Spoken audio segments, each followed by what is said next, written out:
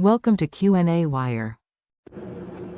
Okay, we have methanol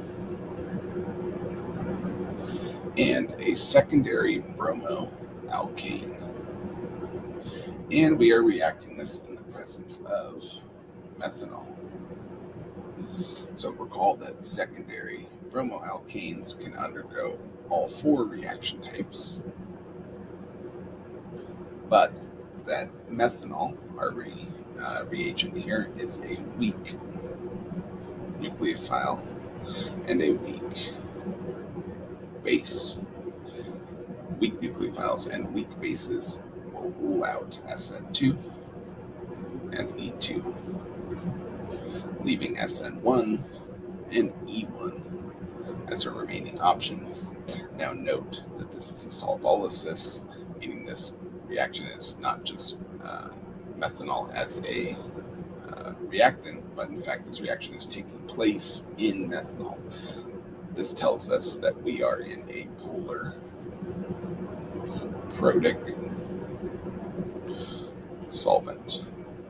And due to the hydrogen bonding between methanol and the other methanol molecules that are the solvent, the nucleophilicity of methanol is decreased, whereas the basicity is less hindered or less affected by the hindrance of the hydrogen bonding networks, which means that we will favor E1 over SN1. Therefore, we can determine that the major product of this reaction would be an E1 reaction. What does the E1 reaction of this look like? Well, we've been asked to show what the appropriate flow of electrons is in the starting materials. The first step in E1 is that bromine leaves, generating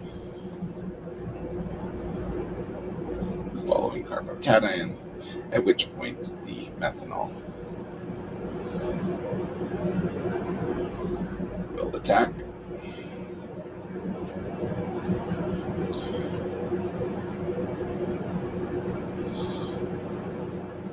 leaving the final step to be deprotonation, either by a second methanol molecule or by the bromine. However you choose to show it, we get the same final product out in terms of our major organic product, and that is a methoxide. Okay, now consider the reaction of the same bromoalkane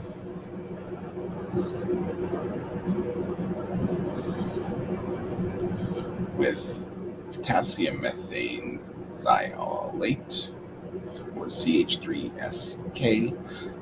So note that we are not really interested in the potassium so much as we are SCH3 with a negative charge on the sulfur.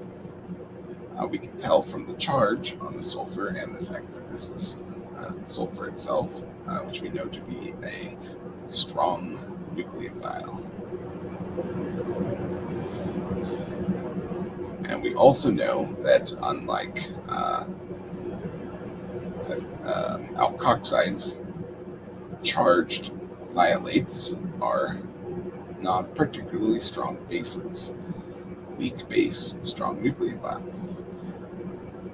So if we have a secondary substrate, which we know can be SN2, E2, SN1, or E1,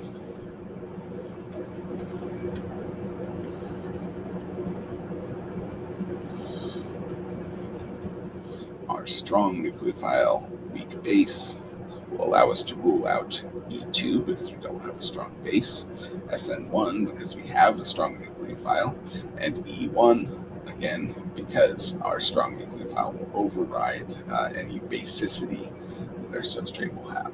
Therefore, we know for certain this will proceed via an SN2 reaction type.